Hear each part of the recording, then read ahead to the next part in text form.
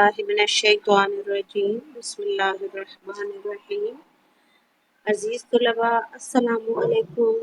جیسا کہ آپ جانتے ہیں کہ اس سے پہلے ہم نے سورہ زمر کا تعارف پڑھا اور اس کے PDF کے سوال و جواب مشقی سوالات آپ کو گروپ میں بھیج دیے گئے تھے۔ یقیناً آپ نے اپنے نوٹ بکس میں لکھ لیے ہوں گے، اگر کسی بچے نے نہیں لکھے تو کائنڈلی اپنا کام چھٹیوں میں کمپلیٹ کریں تاکہ بعد میں آپ کے لیے مشکل نہ ہو۔ آج ہم جس سورت کو پڑھنے والے ہیں وہ ہے سورۃ المؤمن۔ سورۃ المؤمن قرآن مجید کی 40ویں 40th سورہ ہے۔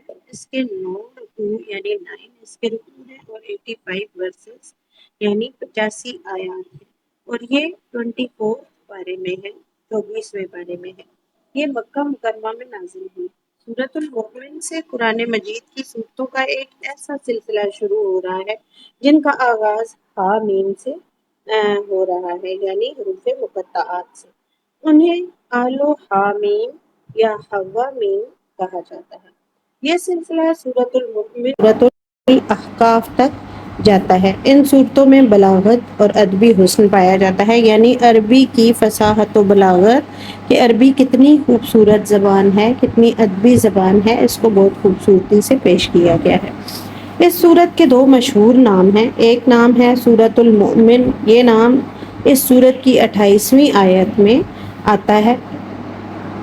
یہ آیت ہے کہ بسم اللہ الرحمن الرحیم وقال رجل مؤمن، ایک مومن مرد نے کہا من آل فرعون، جو کہ آل فرعون میں سے تھا، یکتم ایمانہ، لیکن اپنا ایمان چھپاتا تھا، یعنی کہ وہ خفیہ طور پر مومن تھا لیکن بظاہر آل فرعون میں سے تھا۔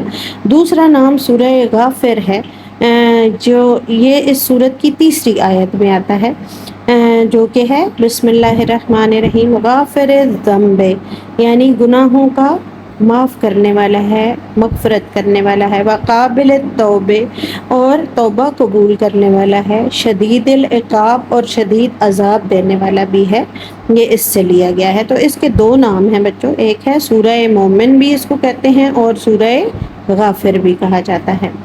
اس سورت کی فضیلت کے بارے میں نبی کریم صلی اللہ علیہ وآلہ وسلم نے فرمایا، جس شخص نے صبح اٹھ کر آیت الکرسی اور حامیم سے لے کر الہ المصیر یعنی 3 آیتیں شروع کی، اس کی پڑھی، اس کی شام تک حفاظت کی جائے گی، اور جس نے ان کو شام میں پڑھا اس کی صبح تک حفاظت کی جائے گی۔ یعنی آپ چاہتے ہیں کہ آپ اللہ تعالیٰ کی حفظ و امان میں رہیں ہر مصیبت و بلا سے، تو آیت الکرسی اور اس کی پہلی 3 آیاتوں کو صبح اور شام میں پڑھ لیا کریں۔ مرکزی موضوع اس کا کیا ہے کہ سورۃ المؤمن کا مرکزی موضوع توحید، رسالت اور آخرت کا بیان ہے۔ اس کے جو اور بیسک مضمون ہیں، اس کے شروع میں کیا ہے، اس کے درمیان میں کیا ہے، اس کے آخر میں کیا ہے، یہ اب ہم پڑھتے ہیں۔ سورۃ المؤمن کا آغاز اس بیان سے ہوتا ہے کہ یہ کتاب اللہ تعالیٰ کی طرف سے نازل کرتا ہے، یعنی شروع میں اس کتاب کے بارے میں بیان کیا گیا کہ کسی انسان نے اس کو نہیں بنایا بلکہ اللہ تعالیٰ کی طرف سے یہ اتاری گئی ہے۔ ابتدائی اس کی جو شروع کی 2 آیات ہیں اس میں اللہ تعالیٰ کی صفات بیان کی گئی ہیں، جو کہ ابھی ہم نے پیچھے اس کے تعارف میں پڑھی کہ وہ غافر الذنب ہے، گناہوں کی مغفرت کرنے والا ہے، توبہ قبول کرنے والا ہے لیکن شدید عذاب بھی دینے والا ہے، کہ وہ قرآن مجید بھی نازل کرنے والا ہے، وہ غالب ہے، سب کچھ جاننے والا اور گناہوں کو بخشنے والا ہے، شدید سزا دینے والا ہے اور بڑے فضل والا بھی ہے۔ اللہ تعالیٰ کے سوا کوئی معبود نہیں۔ اب دیکھیں بچوں، یہ ہمارے تک ہے کہ ہم اس کے بخشنے والی صفت سے فائدہ اٹھائیں یا اس کی عطاب کو آواز دیں، تو یہ ہماری اعمال پر منحصر ہے۔ اگر ہم اچھے اعمال کریں گے تو وہ یقیناً ہمارے پچھلے گناہوں کو بخش دے گا، اور اگر ہم برے اعمال کو جاری رکھیں گے تو پھر وہ شدید سزا دینے والا بھی ہے۔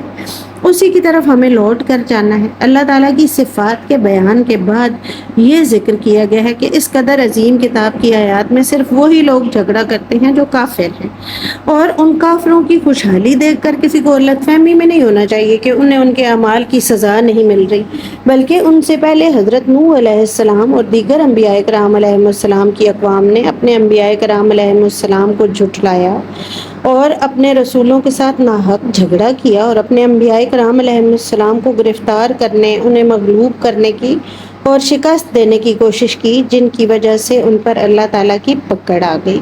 ایمان والوں کا تذکرہ کرتے ہوئے ارشاد فرمایا گیا ہے کہ اہل ایمان کا عالم یہ ہے کہ ان کے حق میں اللہ تعالیٰ کے وہ مقرب فرشتے دعائیں کرتے ہیں جنہوں نے عرش الہی کو اٹھایا ہوا ہے، اور وہ جو عرش کے ارد گرد ہوتے ہیں، یعنی جو لوگ ایمان لانے والے ہیں، فرشتے جو کہ ایک نورانی مخلوق ہیں، اللہ تعالیٰ کی انتہائی برگزیدہ مخلوق ہیں، وہ بھی ان کے لیے دعا کرتے ہیں۔ سورہ مومن میں جس مومن کا قصہ ہے وہ حضرت موسیٰ علیہ السلام کی قوم کا ایک شخص تھا، اور فرعون کی قوم کا، جو کہ حضرت موسیٰ علیہ السلام نے جب توحید کی دعوت دی تو فرعون نے دعوت قبول کرنے کی بجائے یہ فیصلہ کیا کہ حضرت موسیٰ علیہ السلام اور ان پر ایمان لانے والوں کے بیٹوں کو قتل کر دیا جائے۔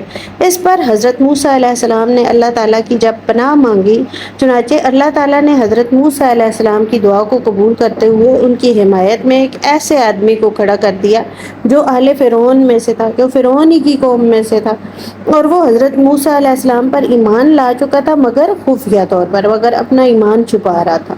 اس نے کہا کہ کیا تم ایک شخص کو محض اس وجہ سے قتل کرتے ہو کہ وہ کہتا ہے میرا رب اللہ ہے، حالانکہ وہ تمہارے پاس دلائل بھی لے کر آئے، یعنی اس کے پاس ثبوت ہے کہ اللہ ایک ہے اور اسی کی عبادت کرنی چاہیے۔ اس مرد مومن نے فرعون اور اس کے ساتھیوں کے ساتھ تمام فطری دلائل ذکر کیے، یعنی ان کو ثبوت دیے، دلیلیں دی، اور انہیں سمجھانے کی کوشش کی، اور انہیں جو پچھلی اقوام تھی ان کے اوپر جو عذاب آئے، جس طرح وہ تباہ و برباد ہوئی، ان چیزوں کا اس نے ذکر کیا اور اس سے ڈرایا۔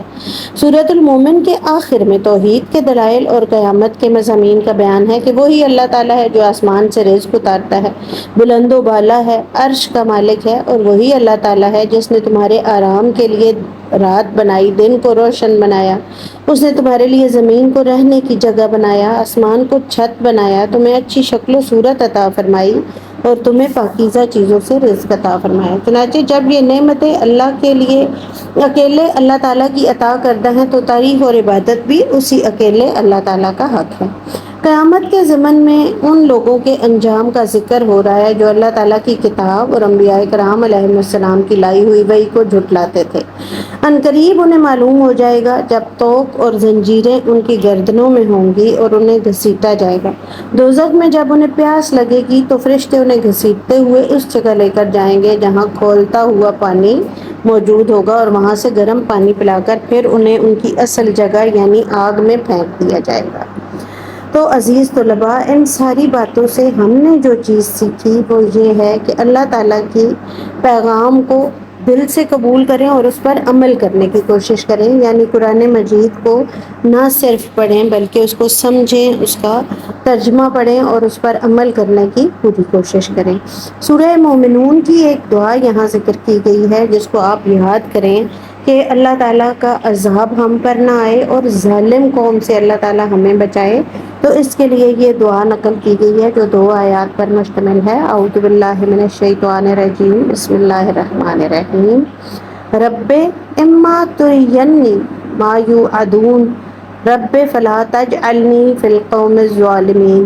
اے میرے رب، اگر تو مجھے وہ دکھا دے جس کا ان سے وعدہ کیا جا رہا ہے، اے میرے رب مجھے ان ظالم لوگوں کے ساتھ شامل نہ کرنا۔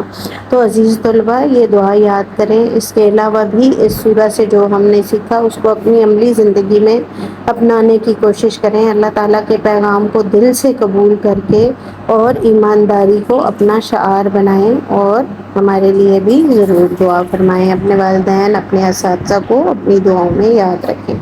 جزاک اللہ، شکریہ۔